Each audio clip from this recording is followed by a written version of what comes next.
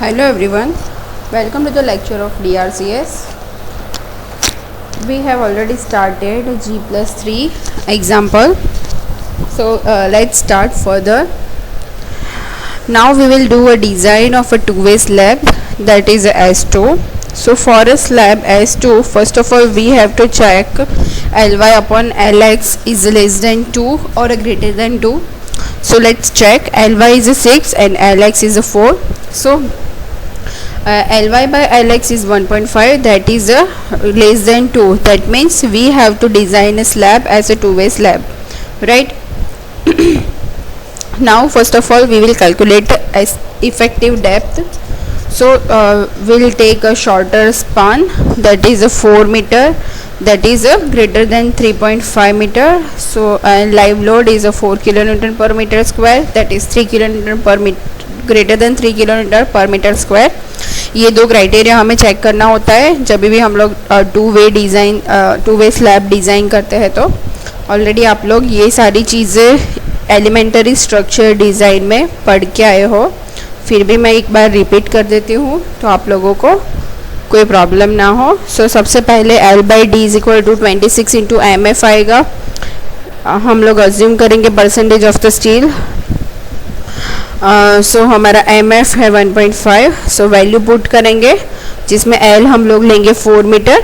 So 4000 by D is equal to 26 into 1.5 because value of the MF is a 1.5. Here D we will get 102.56, so we will provide D 110 mm. अब हम लोगों को capital D करना हो small d में से तो क्या करेंगे, कवर प्लस करेंगे और diameter of the bar by 2. So diameter of the bar 10 mm assume किया। So 110 plus 10 by 2 plus 20 mm cover. So overall depth of this two way slab is 135 mm. Second step is a effective span. So first of all shorter span. So width of the support is a 2300 and shorter span is a 4000. So clear span is equal to 4000 minus 230. So वो कितना हो जाएगा हमारा 3770. अब हमें देखना है कि जो हमारी शॉर्टर स्पान है वो width ऑफ द सपोर्ट से उसका 1/12 डायमेंशन है, वो width ऑफ द सपोर्ट से लेस देन होना चाहिए. सो 1/12 ऑफ क्लियर स्पान कितना हो रहा है 314.26 और हमारी width ऑफ द सपोर्ट कितना है 260. मतलब ये क्राइटेरिया फुलफिल हो रहा है, ठीक है. अब हम लोग इफ़ेक्टिव स्पान फाइंड आउट करेंगे. सो इफ़ेक्टिव स्पान ये दो वैल्यू में से जो कम होगा वो कौन सी दो value, clear span plus T and second है center to centre of supports. So clear span कितना है हमारा 3770 और D है 110, तो उसका टोटल हो रहा है 3880 और centre to centre of the support है 4000. सो दोनों में से जो लेस देन होगा वो मेरा Lx होगा. सिमिलरली हम लोग Ly के लिए भी करेंगे. तो सिमिलरली Ly के लिए Ly कितना हो जाएगा हमारा 5880. जैसे हम लोगों ने ये किया क्लियर स्पान यहाँ पे कितना लेना होगा हमें 6000 में से 230 माइनस करेंगे तो कितना रहेगा 5770 रहेगा, ठीक है. और हमें यहाँ पे क्लियर स्पान प्लस डी करना है तो 5770 प्लस दिस डिस्टेंस और ये है 6000. सो दोनों में से कम क्या होगा, सो 5880 होगा. सो सिमिलरली Ly हमें 5880 मिल रहा है. अब हम लोग थर्ड स्टेप करेंगे लोड कैलकुलेशन. सो यहाँ पे लोड कितना आएगा, तो एक तो स्लैब का self weight of the slab आएगा, सेकंड आएगा फ्लोर फिनिश और थर्ड आएगा live load. So self weight of the slab कितना है यहाँ पे, एक तो स्लैब की थिकनेस कितनी हम लोगों ने अभी फाइंड आउट की थी, डेप्थ 135 mm. सो वो कितना हो जाएगा 0.135 इंटू 25 क्या है डेंसिटी ऑफ द कॉन्क्रीट जो हमें एग्जाम्पल में ऑलरेडी दी है, ठीक है. So self weight of the slab हमारा हो गया 3.375। फ्लोर फिनिश 1 किलो न्यूटन पर मीटर स्क्वायर दिया है और लाइव लोड हमें दिया है 4 किलो न्यूटन पर मीटर स्क्वायर। सबका टोटल करेंगे और सबको फैक्टर्ड करेंगे। सो फैक्टर मोमेंट फैक्टर लोड हमारा हो गया 1.5 इंटू 8.375 मतलब कि 12.56 किलो न्यूटन पर मीटर स्क्वायर। हाँ, अब हम लोग करेंगे डिज़ाइन मोमेंट्स। सो डिज़ाइन मोमेंट्स फाइंड आउट करने के लिए IS 456 page number 91 table number 26 को फॉलो करेंगे। तो सबसे पहले Ly/Lx की वैल्यू फाइंड आउट करेंगे जो हमारी है 1.52। ओके, अब हमें देखना है for one short edge discontinuous case number 2। ठीक है, उसके लिए अल्फ़ा एक्स और अल्फ़ा वाई की वैल्यू कितनी है। सो उसके लिए अल्फ़ा एक्स है 0.058 एंड अल्फ़ा वाई है 0.037 और पॉजिटिव वैल्यू है उसकी 0.045 और 0.028। ये चीज़ आपको पता है ऑलरेडी, आप लोगों ने एग्जाम्पल किया है। अगर नहीं पता है तो यहाँ पे ध्यान से देखिए।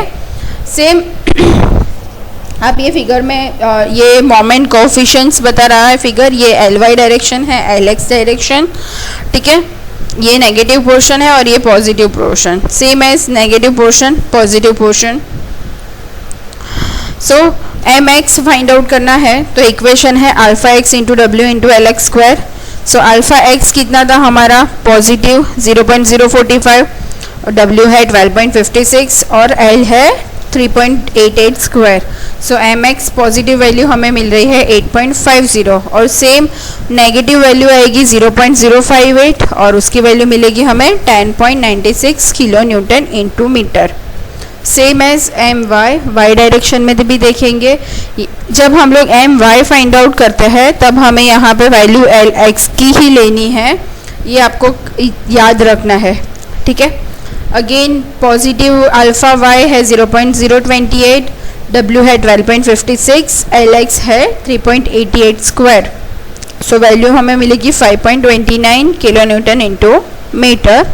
Same my negative, so negative हमारी वैल्यू थी 0.037 और Lx 3.88 था। वैल्यू पुट की सारी, my की वैल्यू मिली -7 किलो न्यूटन इंटू मीटर। अब हम लोग रेनफोर्समेंट प्रोवाइड करेंगे। तो सबसे पहले अलोंग Lx, तो अलोंग Lx के लिए हम लोग mx की वैल्यू लेंगे। सो mx पॉजिटिव 8.50 है और dx हमारा है 110। सो MU अपन BD स्क्वायर फाइंड आउट करेंगे। MU अपन BD स्क्वायर मिलेगा, उसके ऊपर से हम लोग percentage of the steel find out करेंगे। कहाँ से? सो SP16 में से। SP16 में से परसेंटेज ऑफ द स्टील हमें मिला 0.203%। अगर आप लोगों के पास SP16 नहीं है तो और एक ऑप्शन है आपको, वो 50 FCK अपन FY वाला जो परसेंटेज ऑफ द स्टील का इक्वेशन है पूरा वो याद रखना है, वो कोई भी कोड में नहीं दिया है। ठीक है, यहाँ पे हमें PT मिला है 0.203%। एरिया ऑफ द स्टील हमें अगर फाइंड आउट करना है तो क्या होगा, PT BD अपन 100। सो PT है 0.203, B है 1000, D है 110 और सो हमारा AST हो गया 223.30 mm स्क्वायर।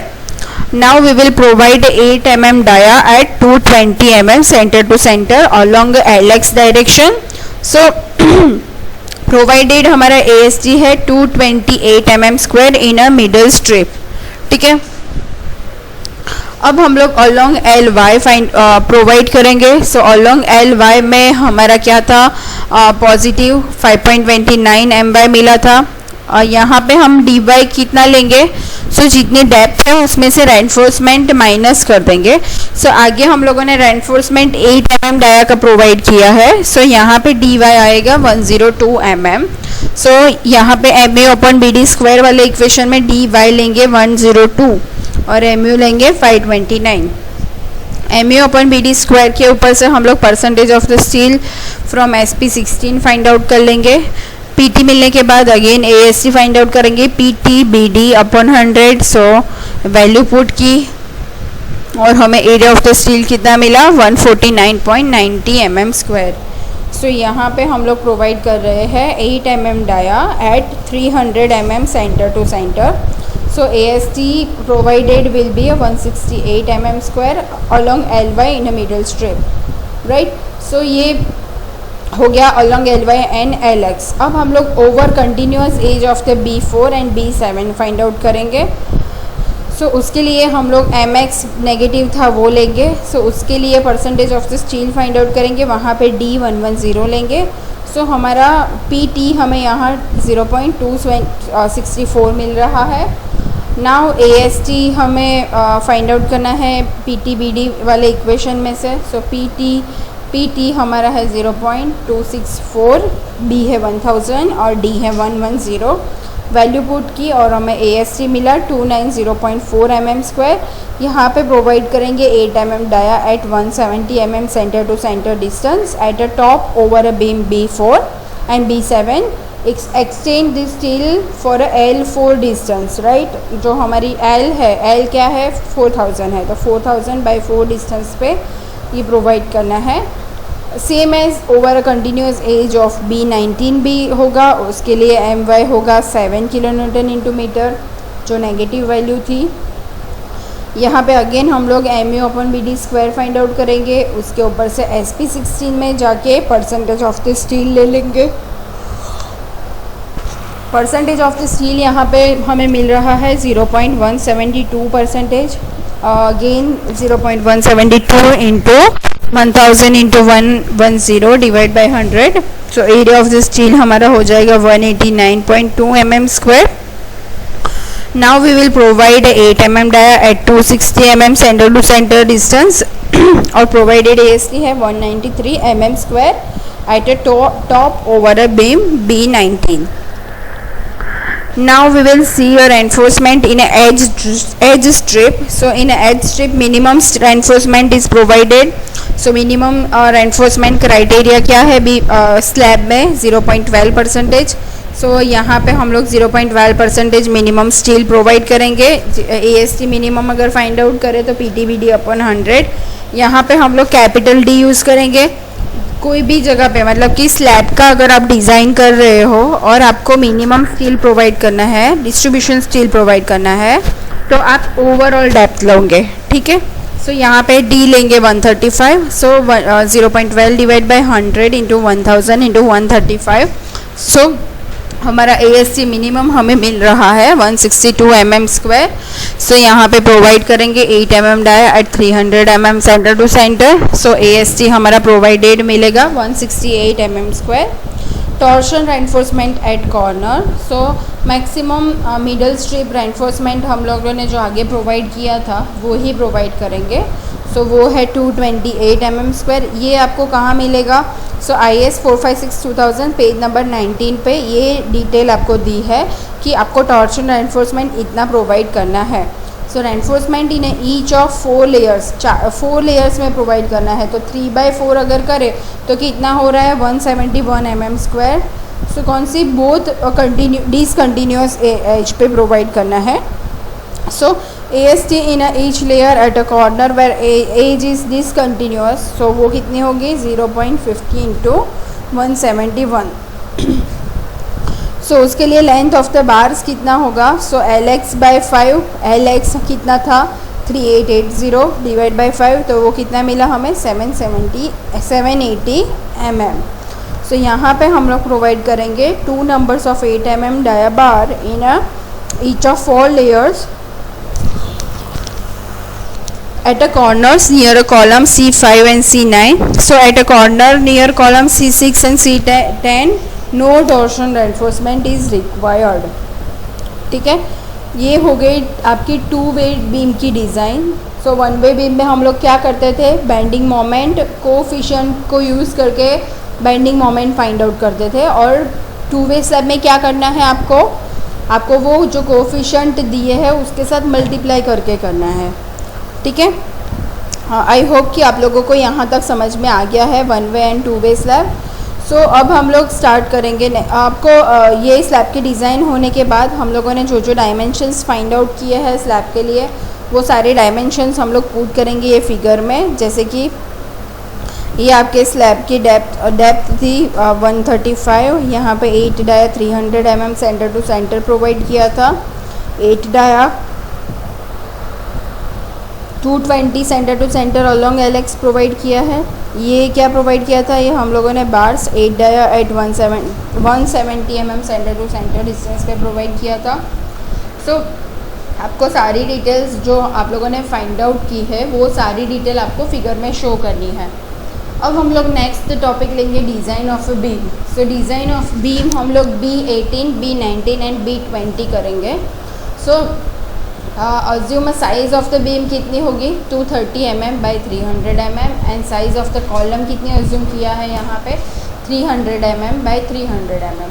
तो सबसे पहले हम लोग लोड कैलकुलेट करेंगे। सो load on A slab on a beam B18 and B20, ठीक है। सबसे पहले हम लोग B18 एंड B20 वाले बीम की बात कर रहे हैं। So self weight of the slab कितना हो जाएगा, यहाँ पे हम लोगों ने देखा था कि स्लैब सबसे पहले स्लैब से स्टार्ट करेंगे। तो स्लैब की थिकनेस हमने कितनी प्रोवाइड की थी 115। ये B18 और B20 के ऊपर कौन सा स्लैब आ रहा है S1। सो S1 मतलब कि वन वे स्लैब की डेप्थ कितनी थी 115। So floor self weight of the slab कितना हो जाएगा, तो 0.115 इंटू 25। तो self weight of the slab आपका हो रहा है 2.875 किलो न्यूटन पर मीटर स्क्वायर। यहाँ पे अब फ्लोर फिनिश कितना था, तो 1 किलो न्यूटन पर मीटर स्क्वायर। सो उसका डेड लोड हमें कितना मिला 3.875 किलो न्यूटन पर मीटर स्क्वायर, ठीक है। लाइव लोड कितना मिलेगा, सो लाइव लोड यहाँ पे है 4 किलो न्यूटन पर मीटर स्क्वायर। अब हम लोग देखेंगे first dead load from a slab. तो स्लैब में से डेड लोड जो आ रहा है और उसके साथ हम लोग 1.5 प्लस 1.5 ऐड कर देंगे। सो हमारा total dead load from a slab कितना हो जाएगा 11.625 किलो न्यूटन पर मीटर, ठीक है। अब ये क्या किया हम लोगों ने फैक्टर कर दिया, इसलिए उसको मल्टीप्लाई किया है, ठीक है, लाइव फ्लोर फिनिश का और इसका। उसके बाद कौन सा लोड आएगा मैसनरी का लोड। तो मैसनरी के लोड के लिए सबसे पहले 0.15 इंटू ये क्या है लेंथ है, तो 3.35 इंटू 0.3 माइनस कर देंगे उसमें से, क्योंकि ये 300 mm है तो वो उसमें से माइनस हो जाएगा। इंटू 20 क्या है मैसनरी वॉल की डेंसिटी है, ठीक है। तो आपका मैसनरी वॉल टोटल कितना हो जाएगा 9.15 किलो न्यूटन पर मीटर। ये थिकनेस है 150 mm, ठीक है। उसके बाद आएगा उसके ऊपर load self weight of a beam rib. Beam की रिब का सेल्फ वेट आएगा। तो बीम की विड्थ कितनी है 230 mm इंटू 300 mm। तो 300 mm में से ये थिकनेस माइनस हो जाएगी 0.115। सो और उसके साथ मल्टीप्लाई करेंगे 25 जो है कंक्रीट की डेंसिटी, तो वो कितना हो जाएगा 1.06 किलो न्यूटन पर मीटर। मतलब टोटल डेड लोड कितना हो जाएगा 21.835 किलो न्यूटन पर मीटर। उसको हम लोग फैक्टर करेंगे। उसके बाद होगा लाइव लोड। तो लाइव लोड है 4 किलो न्यूटन पर मीटर स्क्वायर। उसको मल्टीप्लाई करेंगे 1.5 प्लस 1.5 से, मतलब आपका हो रहा है 12 किलो न्यूटन पर मीटर। फैक्टर लाइव लोड आपका हो जाएगा 12 इंटू 1.5, मतलब वो हो जाएगा 18 किलो न्यूटन पर मीटर। आप ये फिगर में देख सकते हो, ये है लोडिंग डायग्राम। हम लोग ये दोनों बीम की डिज़ाइन कर रहे हैं अभी, B18 एंड B20 की बात कर, ये दोनों बीम का लोड कैलकुलेशन कर रहे हैं, और ये है B19, ठीक है। अब लोड ऑन B19 पे कौन से लोड आएंगे, ये B19 पे। So it will be A carry a triangular load of a two-way slab from either side. So dead load of the slab plus floor finish कितना था 3.875 किलो न्यूटन। सो equivalent UDL उसका कितना हो जाएगा, तो 2 इंटू WLX/2, ठीक है। तो इक्विवेलेंट UDL आपका हो जाएगा 10.34 किलो न्यूटन पर मीटर। मैसनरी वॉल का वेट कितना हो जाएगा वो हमने आगे कैलकुलेट किया, वो हमें मिल रहा था 9.15 किलो न्यूटन पर metre. Self weight of the rib हमने कैलकुलेट किया था, वो हो रहा था 1.06 किलो न्यूटन पर मीटर। मतलब कि यहाँ पे टोटल डेड लोड कितना हो रहा है 20.55 किलो न्यूटन पर मीटर। अब उसको हम लोग क्या करेंगे फैक्टर्ड करेंगे। तो फैक्टर्ड करने के लिए 1.5 से मल्टीप्लाई करेंगे।